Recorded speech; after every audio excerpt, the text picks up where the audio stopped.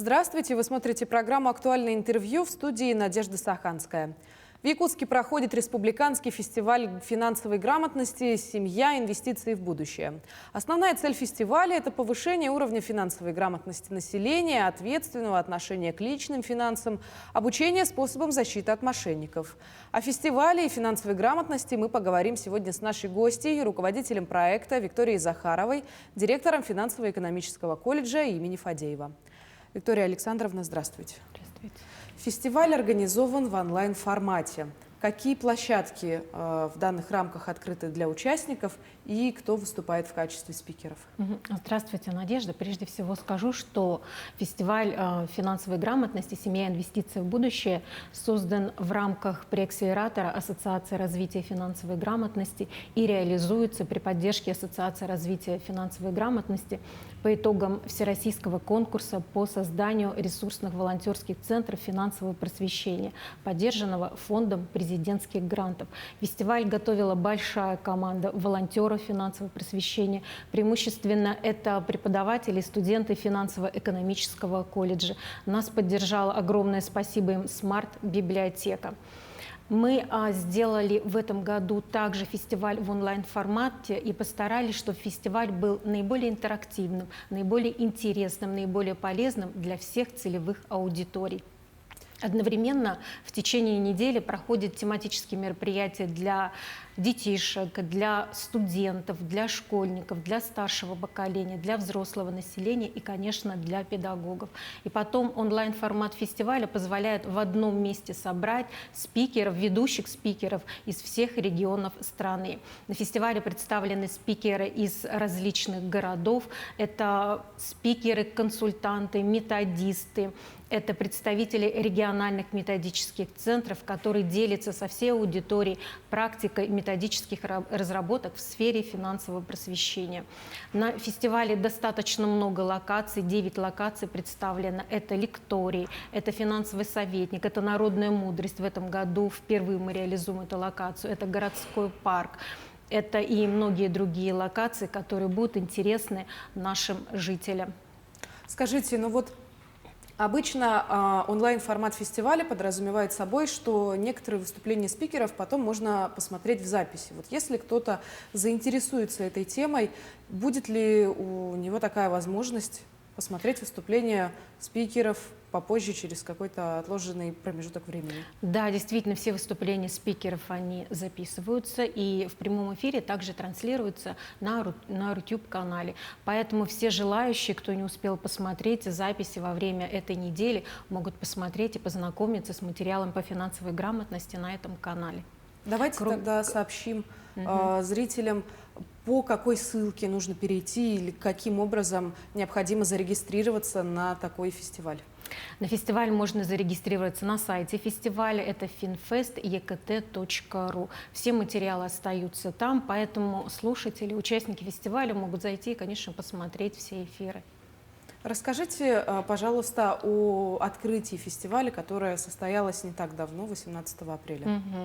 Действительно, открытие состоялось 18 апреля. На открытии с приветственным словом выступили министр финансов республики Валерий Алексеевич Жандоров, первый заместитель министра образования и науки республики Михаил Юрьевич Присяжный. Выступал представитель, заместитель директора Ассоциации развития финансовой грамотности Сергей Алексеевич Иванов. Был у нас управляющий отделением Национальным банком Антон Анатольевич Коноплев. И также присутствовала заместитель руководителя дирекции финансовой грамотности научно-исследовательского института Минфина России Анна Владимировна Горелик. Виктория Александровна, а вот насколько этот проект сам по себе долгоиграющий, все-таки охватывает спикеров из различных регионов России, и у нас из республики во время открытия фестиваля принимают участие такие важные люди? Ну, наверное, начну с того, что в этом году мы проводим 5-й фестиваль финансовой грамотности. Первые 2 фестиваля, они прошли в очном формате, а последние 3 фестиваля проходят в онлайн-формате. Понятно, что цифровые форматы фестиваля позволяют участвовать каждому жителю нашей республики в этом значимом и интересном событии. Я, наверное, скажу словами наших почетных гостей, которые присутствовали при открытии фестиваля. Валерий Алексеевич подчеркнул в своем выступлении, что фестиваль имеет большое социальное значение, поскольку мы с вами понимаем, что первые основы финансовой грамотности, они закладываются именно в семье. Михаил Юрьевич Присяжный отметил, что сегодня во всех образовательных организациях активно реализуются программы по финансовой грамотности. Мало того, что сегодня создано педагогическое сообщество по финансовому просвещению, а педагоги создают педагогические мастерские в этом направлении. И вот тоже отмечу, что недавно научно-исследовательский финансовый институт Минфина России проводил исследования на территории нашей республики, как и в каждом субъекте Российской Федерации, о том, как внедряются элементы финансовой грамотности в образовательный процесс. И приведу несколько цифр. Во всех образовательных организациях среднего профессионального образования внедряется финансовая грамотность, внедрена, вернее, и 65% обучающихся студентов изучают финансовую грамотность. Что касается школ, финансовая грамотность преподается в 73% школ, и охват обучающихся составляет 55%. Как сказали представители НИФИ, это очень и очень хороший показатель. Кроме того, Антон Анатольевич Коноплев, это управляющий Национальным банком по Республике Саха-Якутия, от имени Банка России поблагодарил всех учителей и всех педагогов за столь ответственную и важную работу в финансовом просвещении подрастающего именно поколения. Тем более он также отметил, что с 1 сентября этого года вводится в действие новый федеральный государственный образовательный стандарт, и финансовая грамотность станет обязательной дисциплиной с 1 по 9 класс. А это очень и очень важный шаг. Наверное, это как раз то, чего не хватало тем, кто закончил школу лет так 10 назад. Скажите, ну а как к этому фестивалю относятся наши федеральные коллеги? Но тоже вот то, что вы сказали, вообще с финансовой грамотностью мы сталкиваемся, по сути, каждый день. Выходя из дома, садясь в транспорт, заходя в магазины, посещая различные места, так или иначе финансовая грамотность присутствует в нашей жизни. И так или иначе мы обучаемся каждый день финансовой грамотности. И вообще финансовой грамотности необходимо учиться на протяжении всей жизни, потому что появляется новый финансовый продукт, усложняются финансовые отношения. И, конечно, каждому гражданину необходимо быть прежде всего финансово грамотным и вести разумную финансовую жизнь, ну, или финансово здоровый образ жизни. А то, что касается представителей федерального центра, они отметили, что Республика Саха-Якутия – это очень активный регион, где активно проводится работа по финансовому просвещению на всех ее уровнях. Кроме того, они сказали, что в республике есть такие практики и примеры, которые заслуживают всяческого распространения в других регионах.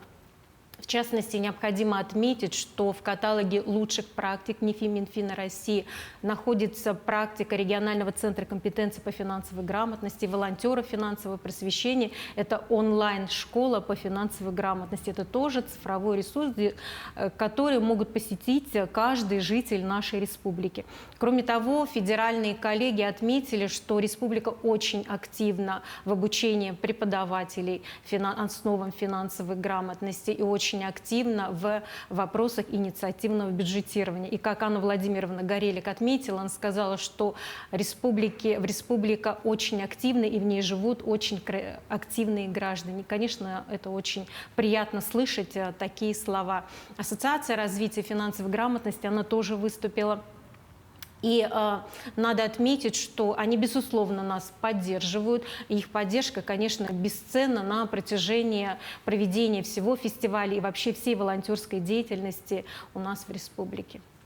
Скажите, а чему конкретно обучают гостей и участников фестиваля на различных площадках? Возможно, образовательные программы также зависят от возраста участников. Да, действительно.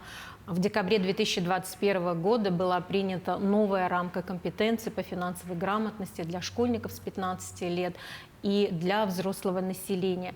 Эта рамка компетенций немножечко отличается, она обновлена, она очень интересна. И в рамках разработки программы фестиваля финансовой грамотности, конечно, мы учитывали эти особенности. Я уже говорила, что у нас работает несколько лекториев.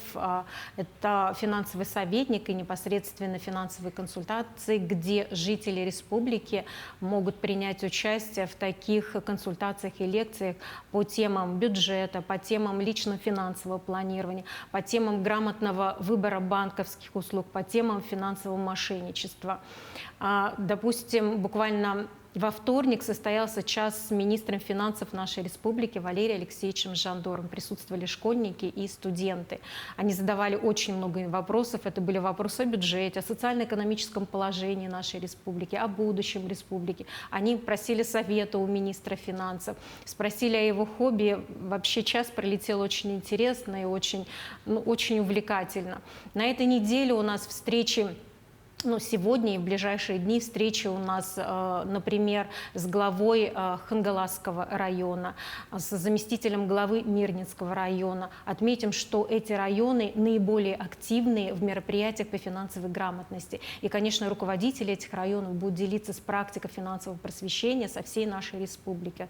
Кроме того, у нас встреча с управляющим, заместителем управляющего якутского отделения Сбербанка. Будем говорить о кредитной истории, об ипотеке. У нас встречи с управляющим отделением Пенсионного фонда России по республике Саха-Якутия. Встреч достаточно много, все они интересны. Я призываю всех жителей республики подключаться к нашим встречам. Кроме того, в локации городской парк у нас очень много семейных конкурсов, викторин, командных игр, а главное, участников ждут замечательные призы, конечно, победителей. Да? Организована также локация «Педагогический клуб». Это то пространство, где педагоги могут встречаться, вести диалоги, поскольку педагоги работают с подрастающим поколением и имеют очень и очень важную миссию. Сегодня буквально у нас встреча с представителями из регионального методического центра городов Уфа и Сургут, с федеральным методическим центром Высшей школы экономики. И, конечно, будем говорить о финансовом просвещении, финансовой грамотности подрастающего поколения. Действительно, локаций очень много. Зайдите, пожалуйста, на сайт фестиваля, и вы увидите, насколько интересная и обширная программа. Виктория Александровна, скажите, а есть ли какой-то мониторинг по результатам вашего фестиваля? Может быть, есть какие-то отдельные индикаторы, что лекция была гораздо эффективнее, чем мастер-класс, или, например, в такой-то возрастной категории люди больше всего подвержены на удочку таких-то мошенников? Действительно, мы эту статистику ведем. В этом году мы запустили регистрацию на сайте фестиваля финансовой грамотности. Мы видим, что регистрируются из разных городов. Мы видим Москву, Ставрополь видим, Краснодар видим, Калининград, Новосибирск, Иркутск, много других городов. И, конечно, мы видим, какие вот по посещениям жителей нашей республики, вообще участников фестиваля, мы видим, какие лекции, какие темы им наиболее интересны. Очень интересная тема по финансовому мошенничеству. Вчера тема была сотрудника Национального банка по социальной инженерии. Поэтому действительно темы интересны. Мы подбираем такие темы, которые были бы наиболее интересны и актуальны для сегодняшнего времени.